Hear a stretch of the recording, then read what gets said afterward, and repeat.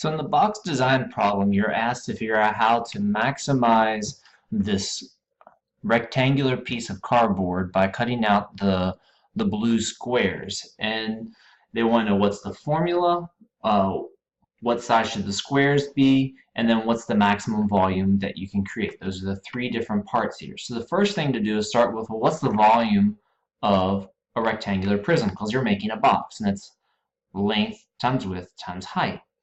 So then it's a question of, well, what are length, width, and height in this problem? Because it's not 9 and 12. We're actually trying to take those measurements and split them into it. So we got to think about, well, what's changing?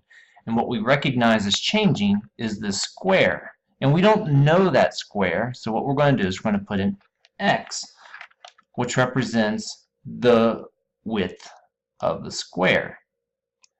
Now, the big thing to remember here is that square then is x by x, every single one of those squares. So when I think about the height's going to be represented by, well, how big is that square?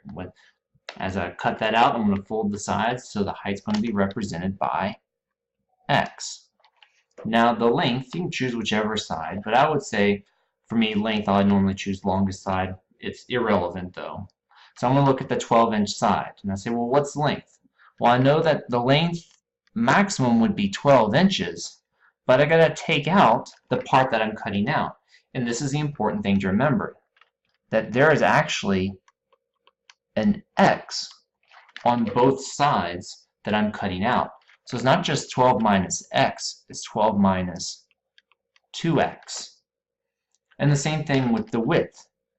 My greatest width is 9 inches, but then I'm removing an x from both sides. So that's what's being cut out. So if I think about my volume, I have my length, 12 minus 2x, my width, 9 minus 2x, and my height, which is x. And if I simplify that out, I end up with 4x cubed minus 42x squared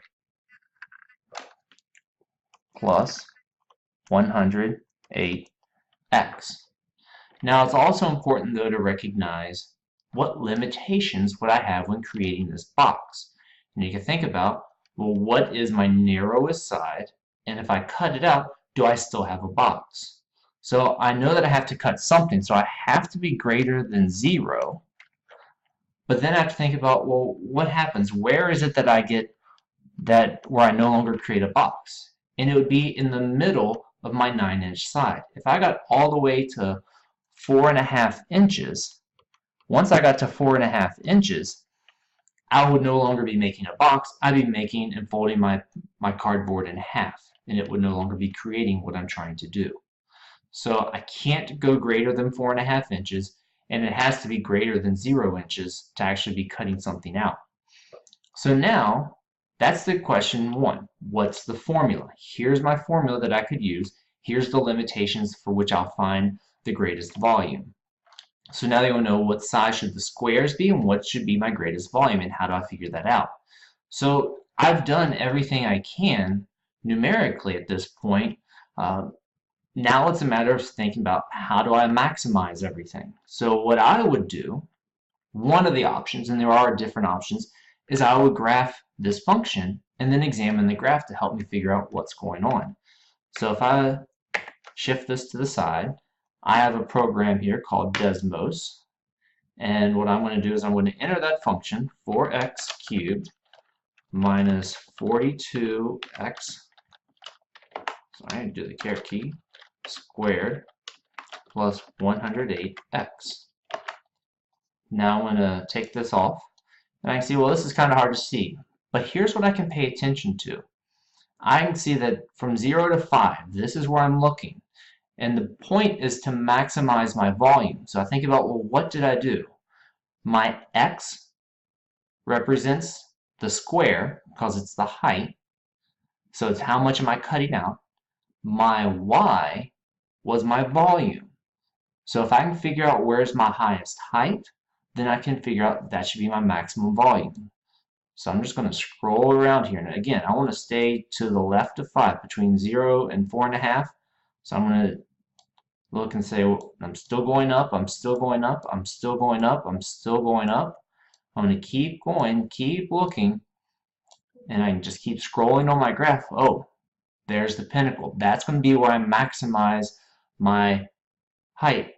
And if I'll click on it, it shows me this 1 in 697 thousandths and 81 in 872 thousandths. So what does those two values mean? The first value is my x value. In other words, if I cut out a 1 in 697 thousandths inch square, I can then fold the sides and my volume will become 81 in 872 thousandths cubic inches. So there is my maximum square. That's the square size I should cut out. And there's the volume that is created with that. So by using two representations, one where I am using my numerical and creating the equation, and then taking that and applying it into the graph, allows me to then visually and quickly find the maximum value to this function.